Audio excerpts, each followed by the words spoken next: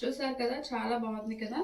ఇది మనకి పప్పుచారు కానీ రసం కానీ పెట్టుకున్నప్పుడు ఇలా చేసుకుంటే టేస్టీగా ఉంటుందండి, చాలా బాగా. Hi, welcome to my channel. ఈరోజు చాలా సింపుల్గా దొండకాయ ఫ్రై చేసి చూపిస్తా అండి. ఎవరైనా ఇష్టంగా తింటారు. ఓకేనా? ఎలా చేయాలో ప్రాసెస్ స్టార్ట్ చేద్దాం.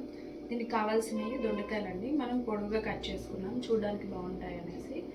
నెక్స్ట్ కొంచెం సాల్ట్, కొంచెం పసుపు, కారం, పచ్చిమిరపకాయలు, కరివేపాకు, పల్లీలండి, ధనియాల పౌడర్, కొత్తిమీర, అంతే. ఓకేనా? ఫస్ట్ గిన్నె పెట్టుకొని అందులో ఆయిల్ వేసి కాచుకోవాలి. ఆయిల్ కొంచెం వేడైన తర్వాత ఇలా ఫస్ట్ పల్లీలు వేసేద్దాం.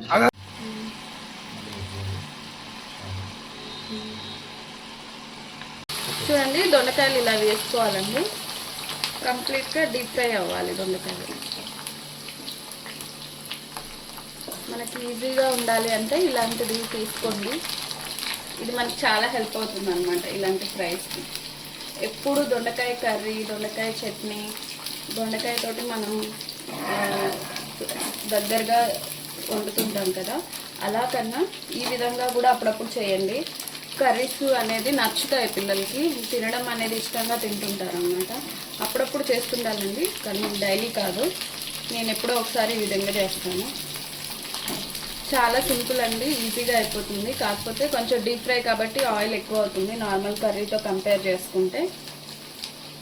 కానీ ఇంట్లో తినేదే బెటర్ కదా, బయట తీసుకుంటే అది ఇంకా మన హెల్త్కి ఇబ్బంది అవుతుంది. కాబట్టి ఇంట్లోనే టేస్టీగా కొంచెం ఆయిల్ ఎక్కువైనా పర్వాలేదు, హ్యాపీగా మన వంటలు తినేలాగా చూసుకోవాలి. మన వంటలు ఇష్టపడుతున్నారనుకో ఇంకా బయట ఫుడ్ తినరు కదా. ఇలా ఫ్రై చేసుకోవాలండి. ఓన్లీ దొండకాయలే, వీటిలో నేను ఏం కలపలేను. దీంట్లోనే మనం ఈ విధంగా కొంచెం కార్న్ఫ్లవరు, ఉప్పు, కారం అట్లా కలిపి కూడా వేసుకోవచ్చు. అది వేరే స్టైల్గా ఉంటుంది. ఇదేమో నార్మల్ మనకి రైస్లోకి తినడానికి. కొంచెం పప్పుచారు అట్లా చేసుకున్నాం అనుకోండి, ఫ్రై చాలా బాగుంటుంది, ఇష్టంగా తింటారు పిల్లలు కూడా. ఓకేనా? చూడండి ఎంతలా వేగుతున్నాయో. ఇంకా కంప్లీట్గా వేగిపోవాలండి.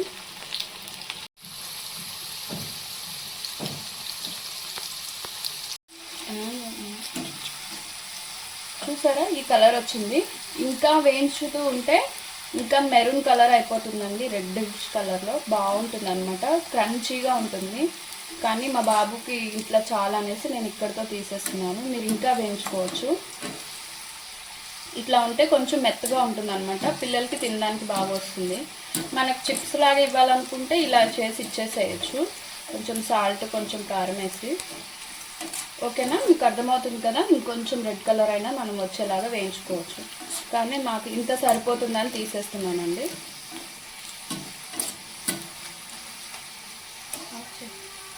చూడండి, ఈ విధంగా తీసేసుకోవాలి.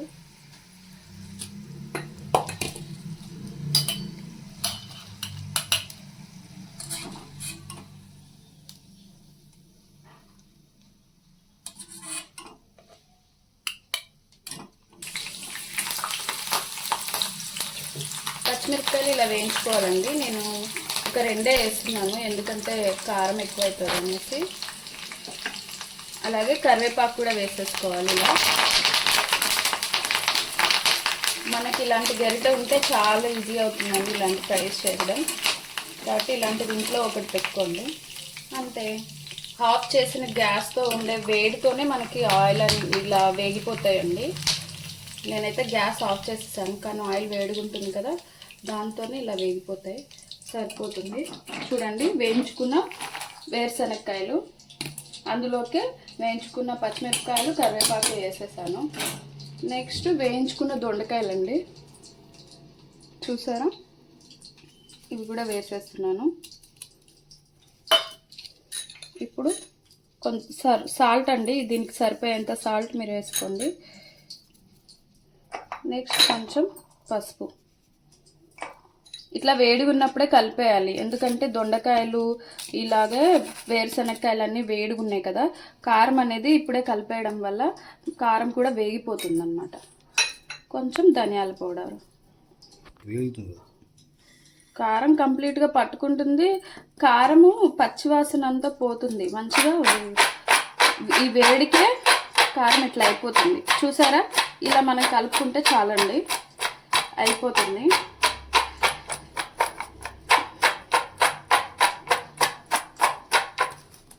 దీన్ని ఇంకా నేను ఫోర్క్తో కలిపి చూస్తాను. ఫోర్క్ తీసుకోండి, స్పూన్తో కన్నా ఫోర్క్ బాగా కలుస్తుంది. చూసారా ఏ విధంగా వచ్చిందో. అంతే అండి, టేస్టీగా దొండకాయ ఫ్రై. చూడండి ఎలా ఉన్నాయో, టేస్ట్ చూసి చెప్తాను. చాలా బాగుందండి, చాలా ఎమ్మీగా ఉంది. మీరు కూడా ఇంట్లో ఇది ట్రై చేయండి. ఇలా వేరుశనగకాయలు వేయడం వల్ల వీటి కోసమన్నా కర్రీ తింటారనమాట. అందుకే మనం చేసే వంటలో అట్రాక్షన్ అనేది ఉండేలాగా చూసుకోవాలి. ఓకేనా? ఇలా తిప్పుతూ ఉంటే కారం అనేది కలుస్తుంది. చూసారు కదా, చాలా బాగుంది కదా. ఇది మనకి పప్పుచారు కానీ రసం కానీ పెట్టుకున్నప్పుడు ఇలా చేసుకుంటే టేస్టీగా ఉంటుందండి. చాలా బాగా ఇంట్రెస్టింగ్గా తింటారు పిల్లలు. మా ఇంట్లో ఇది చాలా ఇష్టంగా తింటారనమాట. కానీ ఎప్పుడో ఒకసారి చేస్తుంటాను. ప్రాసెస్ అయితే చాలా ఈజీ అండి, టేస్ట్ కూడా చాలా బాగుంటుంది. కానీ కొంచెం ఆయిల్ అవుతుంది.